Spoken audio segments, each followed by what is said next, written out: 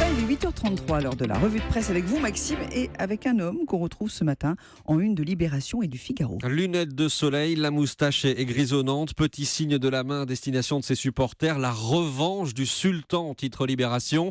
De quel sultan parle-t-on? De Recep Tayyip Erdogan. Un mois après le putsch manqué, le président turc sort renforcé et emprisonne à tout va, c'est ce que dit le journal en première page.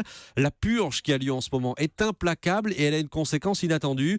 Hier, le gouvernement a commencé à libérer 38 000 prisonniers, tout simplement pour faire de la place dans les centres de détention, où vont désormais s'entasser les complices, Libération met des guillemets à complices, les complices du putsch manqué. Le Figaro aussi met Erdogan à la une et explique comment il profite de la situation pour islamiser la société turque et imposer sa vision d'un islam politique, être à la fois sultan, le mot revient, sultan et calife. Et puis une photo vous a marqué ce matin, elle est en une du Midi Libre. Oui, photo de la locomotive de ce TER qui a percuté un tronc d'arbre hier dans l'Hérault. L'avant de la locomotive est broyé, compacté, terrible collision. Ce sont les mots en première page du Midi Libre. Et puis, il y a une autre photo qui m'a interpellé.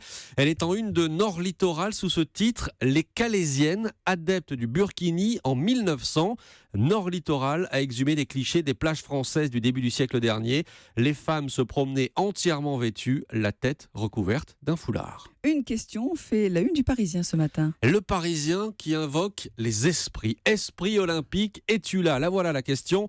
Le journal trouve, et je cite l'édito de Stéphane Albouy, trouve que le pain de sucre a un goût amer. Tous ces supporters brésiliens plus habitués aux matchs de foot et qui inondent les stades de sifflets, ça fait 2 jours maintenant que les Français, particulièrement Renaud Lavillenie, ont un peu de mal à se remettre de ces huées, mais le journal L'Équipe essaie de relativiser.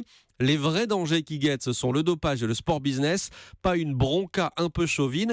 L'équipe qui fait remarquer que nous sommes par ailleurs devenus totalement indifférents ici aux sifflets et aux insultes qui pleuvent chaque week-end dans nos stades de foot. Et vous nous parlez du match du jour? Oui, mais promis, ça n'a rien à voir avec du sport. C'est un match culinaire. Tomates contre Mirabelle. Les tomates sont chères et décevantes cette année. C'est ce que vous lirez en première page du journal L'Alsace. Leur prix a augmenté, mais pas leur saveur. En revanche, cette année, les Mirabelles sont sucrées, juteuses. Ça, c'est en une du Républicain Lorrain.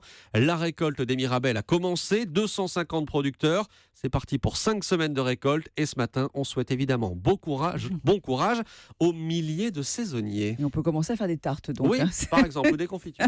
C'était la revue de presse.